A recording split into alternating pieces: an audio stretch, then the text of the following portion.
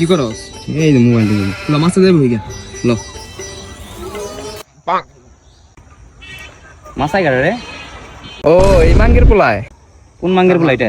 একটা নতুন মুরগি আইছে ওই এক্সট্রিম লেভেলের হাই হ্যালো করলাম 100 টাকা খাওয়াই দিছি লাইসকে যাওয়ার এক্সট্রিম লেভেলে গালাইগে চল। কি অবস্থা তোমার? এই তো ভালো। তোমার কি খবর? এটা কে? এলাকায় নতুন আইছে। রাত ভাই চলুন ঘুরে আসি গে। চলেন। আচ্ছা ভাই আহেন লোন।